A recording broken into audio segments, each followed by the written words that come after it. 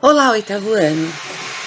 O nosso tema hoje, com fundo musical, misturado com uma máquina furadeira, alguma coisa assim. Ai, e outro som que eu coloquei para mascarar. Vamos lá, o nosso tema é o poder da cor. E nós vamos associar o poder da cor a qualidades ou características do som. Como assim? Então vamos lá. Quando nós usamos a cor no nosso trabalho, nossa atividade, nosso produto artístico, nós não podemos esquecer que a cor é um elemento poderoso que traz impacto, mas ao mesmo tempo eu digo que é um impacto satisfatório ou não. E eu preciso ter muito cuidado com a combinação dessas cores. Não apenas com a minha intuição nem nada, mas com o estudo específico, né? É claro que quando a gente age por intuição, muitas vezes dá muito certo, né? E acredito pessoalmente que muitos artistas que sobressaem, eles investem nisso, nessa ousadia, nessa contestação mesmo, contestar os estudos que tem feito até então, de estudo, de harmonização de cores, né? Bem, para isso, nós vamos ver 3 obras na nossa página 46 e 47 do nosso livro de artes do ensino anglo. Vamos lá. Outra observação é que a observação da cor, ela nos traz símbolos e muitas vezes é voltado para movimentos culturais também. Por exemplo, quando eu vejo a cor vermelha, ela traz uma sensação de calor, de um local quente, né? Pode ser associada ao fogo e ao sangue. São observações do seu livro, seu próprio livro lá, para você consultar, tá bom? Se você pesquisar na internet, há um movimento de cromo, né, de cores também na psicologia, e há um estudo da ciência de cromoterapia, então o tratamento das pessoas para saúde, para compreensão e conhecimento, autoconhecimento, né, para equilíbrio espiritual e tudo mais, como estudos de cores. Então, a pessoa exposta a determinadas classificações ou cores, de cores. O nosso primeiro trabalho é a Terra Azul, é uma escultura de um artista francês, Yves Klein, em 1957. Ele define um tom específico de azul, que ele chama de KB. Ele considera essa cor a cor mais espiritual de todas. O mais incrível e o lindo é que 4 anos depois, o Yuri Gagarin, né, ao olhar pela primeira vez a Terra, o cosmonauta, ele diz: vista do espaço, a Terra é azul. A outra obra é do Vincent van Gogh, em 1887, Olhos sobre Tela, e o nome é Castanheiro em Flor. Nós podemos dizer que essa tela, o Van Gogh, ele reforça um sentimento de vida, ele traz a cor verde como uma potência de vida, de graça, de nascimento. E olha lá, o livro fala como força vital, é a fertilidade da natureza. Ele reflete a cor predominante do castanheiro no céu e na terra, de modo que tudo nessa imagem parece emanar da verdura viçosa da árvore florida. Então, tudo é verde, o céu verde, o chão, né, com muito verde. E a terceira obra Yellow, o nome. Anish Kapoor, fibra de vidro e tinta. Bem, este indiano, o escultor indiano, ele cobre sólidos com cores, né? E traz uma percepção muito linda, interessante para o observador. Nessa foto aparece na frente da sua obra. Ela foi coberta com 12 camadas de tinta amarela e o observador só percebe que se trata de um buraco na parede quando se aproxima e o que parecia sólido na realidade, um tremendo vazio, né? Não tem sólido nenhum. Lindo, né? Bom, voltando eu acabei de fazer uma observação agora de contestação.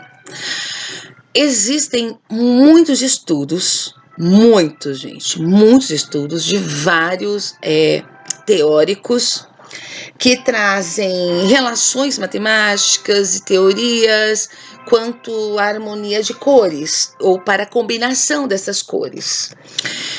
Porém, essas combinações passam por um contexto social, por um contexto simbólico e de sentimento, de emoção.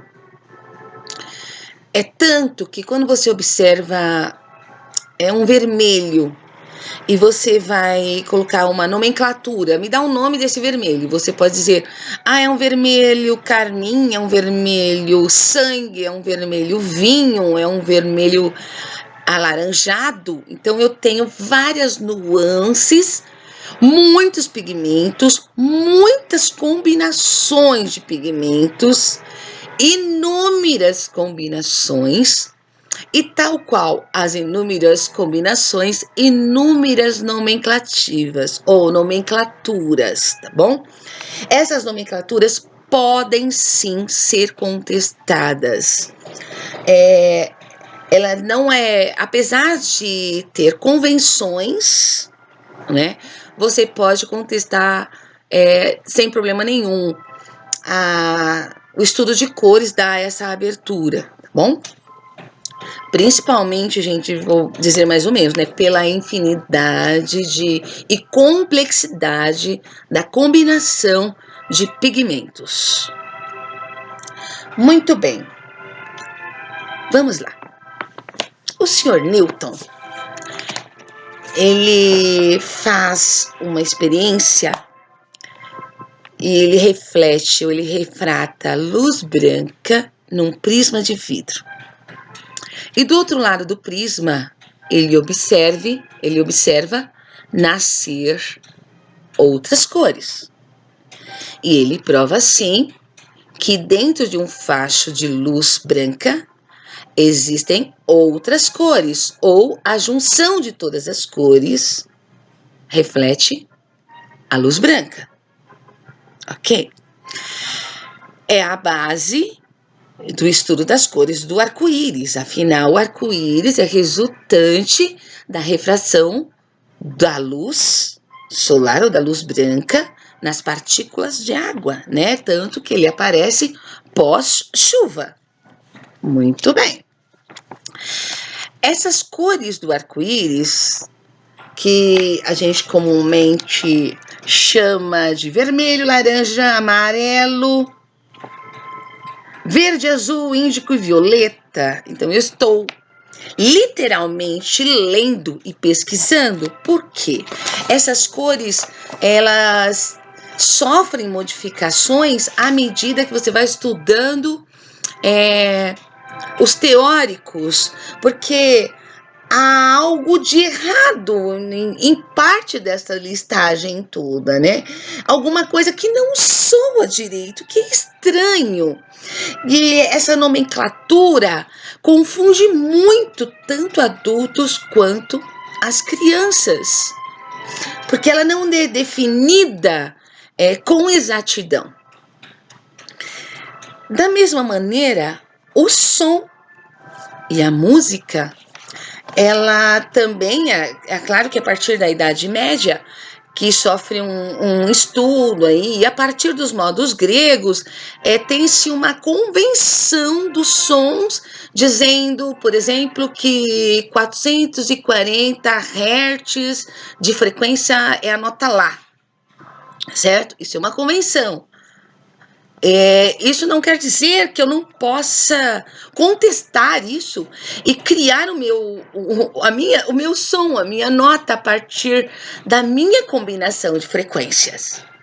Isso é um desafio e é um trabalho feito com muito suor e é diferenciado e causa estranhamento à audição, até certos tipos de sequências sonoras, feita aí com os nossos músicos contemporâneos.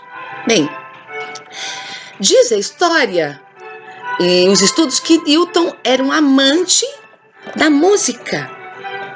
Sim, e ele pensava nas cores tal qual a música, as cores com as suas escalas de cores, e o som e a música com as suas escalas e sequências sonoras, né? E que a gente chama de escala de dó, escala de ré, que vocês já ouviram falar ou já estudaram aí durante as aulas de música. Muito bem. O nosso livro de artes, ele traz, em teoria e técnicas, associando aí a esta visão das cores, né, e som, e o nosso querido cientista Newton, as características do som. Mas o que é som? Bem, o som é a matéria-prima da música.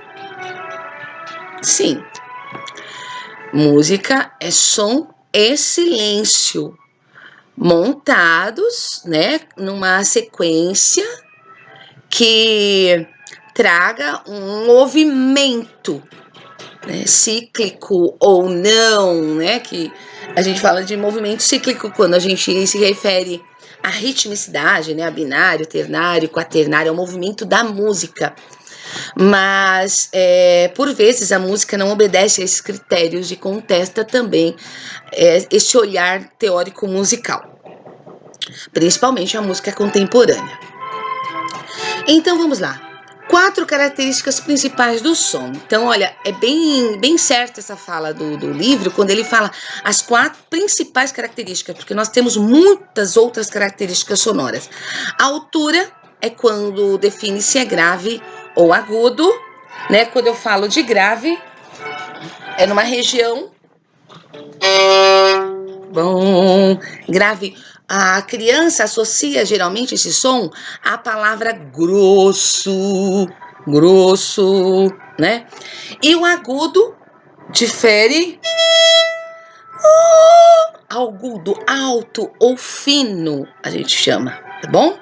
Então, nesse é grosso, fino, sol, nota sol, mi, agudo, tá bom? Então, grave ou agudo. A duração é quanto tempo dura essa vibração ou esse som. Então, eu tenho o som durando muito tempo. Pode durar muito mais ou curtinhos. Bom? Ou curto. Intensidade. A intensidade é quando eu toco a nota fraca ou forte, com força. Então eu tenho um som fraco, forte, fraco, fortes ou fracos. Você observa muito isso na quinta na quinta que chama pam pam pam pam, tan, certo? Aí o Beethoven, ele começa bem fraco e ele vai acentuando, e vai bem forte depois, né? Então essa música, eu acredito que seja o exemplo mais lindo e fantástico de intensidade. E o timbre é a qualidade de um som, ou da onde o som procede. O que você acabou de ouvir é um som de um violino, ok? Então eu posso ouvir o som de uma furadeira.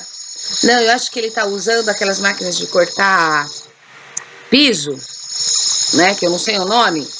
Não, isso é uma máquina de cortar piso. E agora parou. Eu estou ouvindo uma peça de fundo, uma orquestra, certo? Então, isso é um timbre. Relação de... Esses são as quatro características do som, as principais, tá bom? Para fazer um arranjo, eu preciso de 4 relações. Relação de altura. Então, eu pensar quando um som grave é sobreposto ao agudo ou vice-versa. Eu preciso pensar nisso. Relação de duração.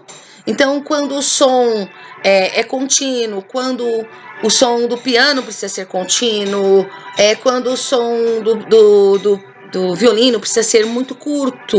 Bom? Relação de intensidade, quando um instrumento é tocado mais forte que os outros. Então, eu tenho um solo num determinado trecho da canção e os outros instrumentos ficam em silêncio. E a relação de timbre é quando o arranjador ele faz um jogo de perguntas e respostas de instrumentos diferentes. Tá bom? Ai, queridos, por hoje é só. Até o próximo encontro. E no próximo encontro nós falaremos sobre a música no mundo, como ela se comporta. E vamos ouvir muitas coisas legais aí, tá bom? Até lá. Tchau.